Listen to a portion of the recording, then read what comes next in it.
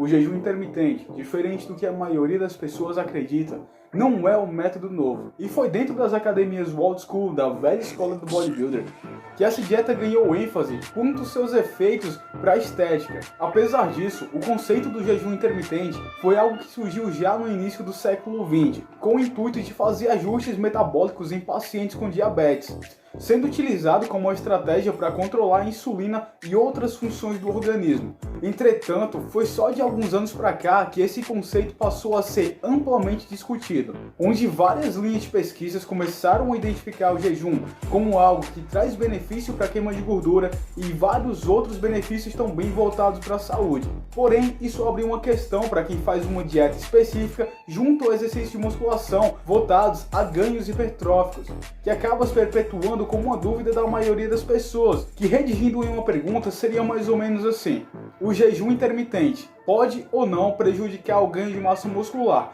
E se pode, por que alguns fisiculturistas acabam fazendo isso? Para você entender melhor como isso funciona e como fazer o jejum intermitente, eu vou te explicar todo o processo.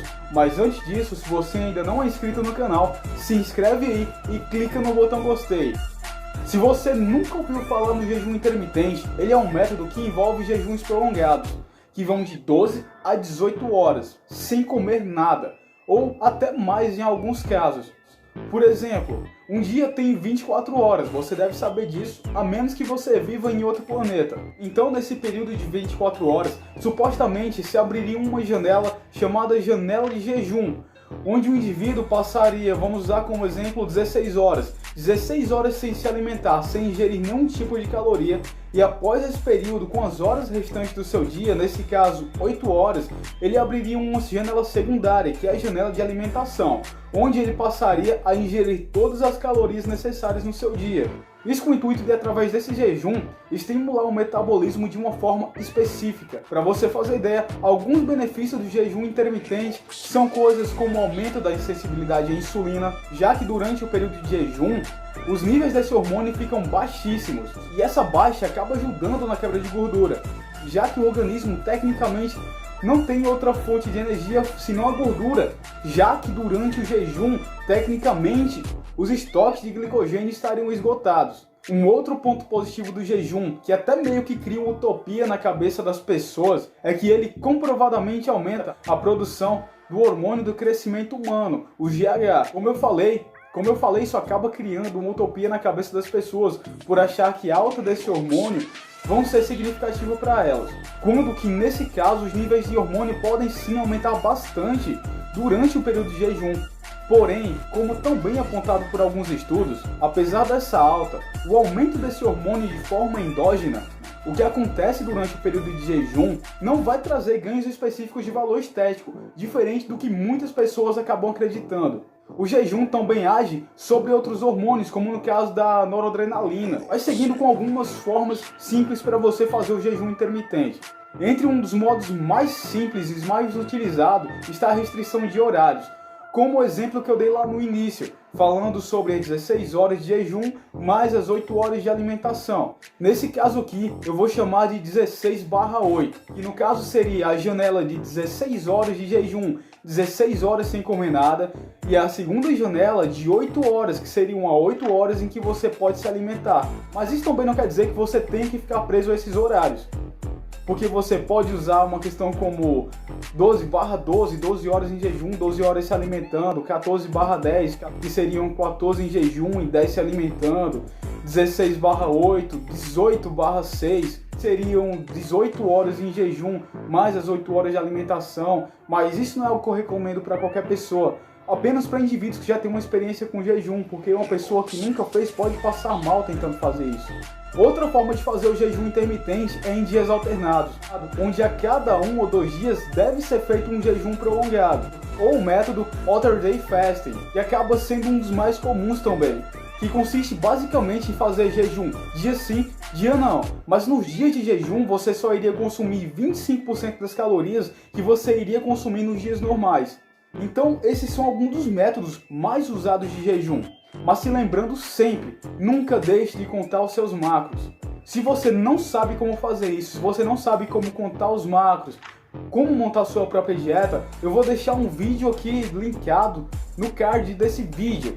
Lá tem um vídeo falando especificamente como você montar sua dieta de cutting e como contar os seus macronutrientes e dividi-los de forma adequada. Outra questão para você que pensa em fazer o jejum intermitente é que essa é uma dieta que não foca especificamente no que você vai comer, contando que você coma as calorias necessárias para continuar queimando gordura e que você divida adequadamente os macronutrientes que você vai ingerir. Durante o jejum, você tem que se preocupar primordialmente com o tempo em que você vai passar em jejum, com o tempo que você está sem comer. E como você vai fazer para quebrar o seu jejum, para não sair por aí comendo qualquer coisa, comendo carboidrato de alto índice glicêmico, o que vai atrapalhar no seu resultado final. Então, quando você for quebrar o jejum, faz isso com consciência, faz uma refeição limpa, uma refeição adequada, sem exageros e sem comer coisas desnecessárias. E a única coisa que é permitido usar durante o período de jejum é água. Coisa que eu recomendo que você tome muito, já que isso vai fazer muito bem durante seu período de jejum. E outros que você também pode usar é o café preto e alguns tipos de chá. Mas lembrando, sempre sem açúcares ou qualquer tipo de adoçante que contenha calorias. E o tempo que você passa dormindo, se você dorme 8 horas, isso já é considerado um tempo de jejum. Então você pode tranquilamente somar suas 8 horas de sono com mais 4 horas do seu dia e montar um jejum de 12 horas sem nenhum problema. E se você é iniciante, não vai fazer um jejum prolongado logo de cara. Isso pode fazer com que você passe mal. O corpo humano está habituado ao jejum, mas tudo depende do contexto. E uma coisa que eu recomendo é que se você tem a disponibilidade, consulte um nutricionista, um profissional da área da nutrição, antes de tentar fazer isso. E antes que alguém pergunte se pode treinar em jejum, pode sim, mas eu não recomendo isso para sujeitos não treinados, porque a chance de quem não treina, de quem não tem uma experiência, passar mal treinando em jejum é muito maior do que um indivíduo que já é treinado, que já tem certa experiência. Para finalizar esse ponto, eu tenho que dizer que existem muitas pessoas que vão se adaptar bem ao jejum intermitente, mas outras não. Além disso, o jejum intermitente não é uma dieta milagrosa, mas se ela for eficiente para você, pode fazer que dá resultado. Mas não deixa, sob hipótese alguma, de calcular os seus macros. Se você não estiver em déficit calórico, não existe dieta no mundo que vá fazer você queimar gordura.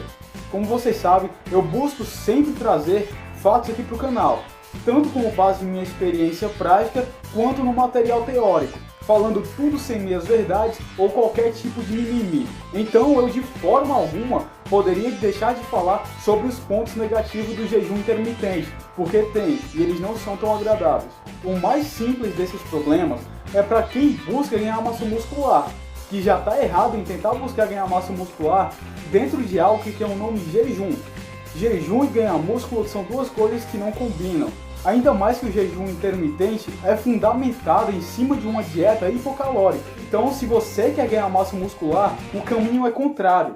E apesar de existir alguns estudos que mostram a eficiência do jejum intermitente para segurar a massa muscular durante o período de cutting, ou até mesmo mostrar alguns resultados de ganho de musculatura durante o jejum intermitente pode e vai derrubar massa muscular e te deixar flat assim que você bobear diante dele. Mas por outro lado, existem indivíduos que sim se adaptam bem ao jejum e acabam até mesmo tendo ganhos reais durante ele. Mas diante disso você fica com dúvida e vem e me pergunta se ele provoca desgaste de massa muscular.